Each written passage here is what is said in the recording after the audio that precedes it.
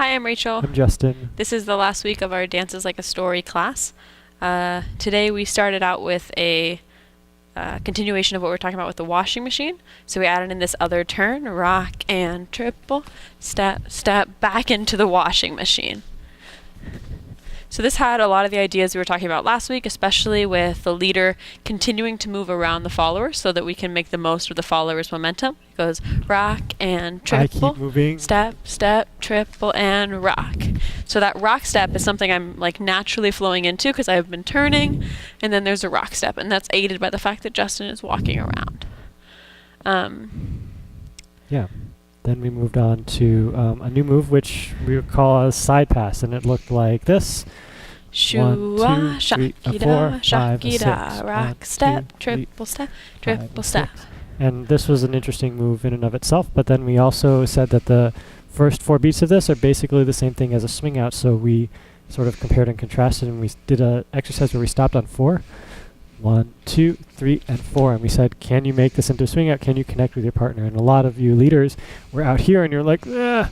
And we said, maybe like then be a little closer. And then we did this exercise where we practiced doing these pass bys and doing swing outs. So here's a pass by, 3, 4. Rachel doesn't know what's going to happen. Oh, it's a swing out, 5, 6, 7, 8. And this was an exercise for followers being sort of living in the moment. Yeah, and not like overcorrecting for assuming it was a swing out. We talked a lot about not squaring off. In the pass by, squaring off is pretty detrimental, even if it's a natural tendency. And that's a good example of why you wouldn't necessarily want to square off for a swing out. Because if you don't know which one is coming, you want your default to be the same. I also gave a tip for followers that I think is really helpful, which is really connecting this arm. So I try to maximize the amount that my forearm is touching Justin's forearm, because if Justin moves his arm, I can feel that here on my arm. So it's like I have an extra aid asking me to move.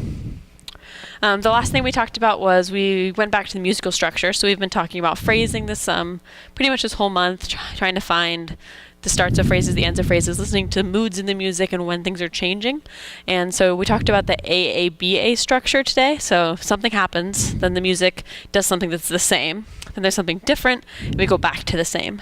So there are a lot of really classic examples of this. Most swing music follows this structure, although there are lots of different offshoots and other things. But you'll hear a lot of songs that have this same, different, same structure. And we said that on the different, you can do something different, right? So you have your social hands in your normal way, and then you hear the different section, you do something in your dancing to show that the music has changed, that you hear the music changing, that you feel something different. And the example we did in class was we did whatever you want.